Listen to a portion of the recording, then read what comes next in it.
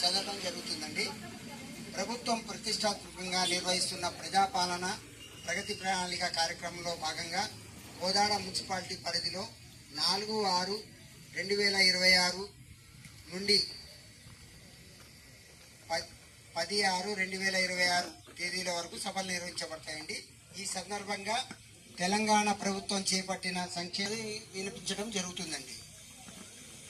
ప్రజలకు తెలియజేయాల్సిన ముఖ్యాంశాలు ఏంటంటే, 1. తెలంగాణ ప్రభుత్వ ప్రజా సంక్షేమం, పారదర్శక పరిపాలన మరియు ప్రజల భాగస్వామ్యంతో అభివృద్ధి సాధించాలనే లక్ష్యంతో ప్రజాపాలన కార్యక్రమాన్ని అమలు చేస్తుంది. 2.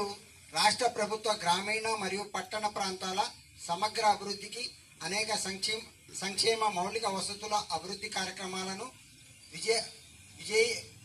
విజయ ప్రజాపాలన ప్రగతి ప్రణాళిక కార్యక్రమవంతంగా అమలు చేస్తుంది. 3. ప్రభుత్వం మరియు మున్సిపాలిటీల ప్రత్యేక దృష్టి సారించిన అంశాలు: వర్షాకాలానికి ముందస్తు సందిగ్ధ చర్యలు, తాగునీటి సరఫరా మరియు నీటి వనరుల సంరక్షణ, ఘన పదార్థాల నిర్వహణ నిబంధనలు 2026 అమలు,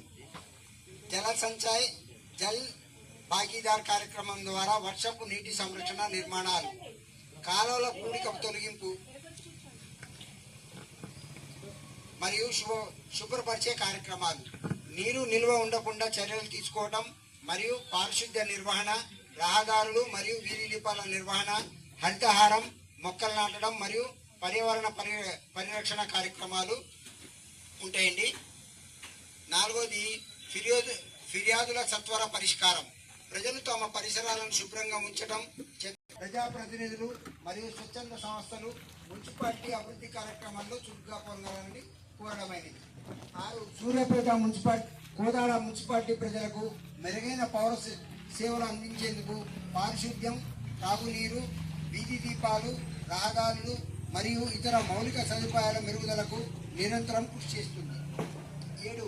రాష్ట్ర ప్రభుత్వం ప్రజా సంక్షేమం, మహిళా సాధికారిత, యువత అభివృద్ధి, విద్య, ఆరోగ్యం, పర్యావరణ పరిరక్షణ మరియు సమగ్ర అభివృద్ధికి కట్టుబడి ఉందని ఈ సభ ద్వారా ప్రజలకు తెలియజేయడమైనది.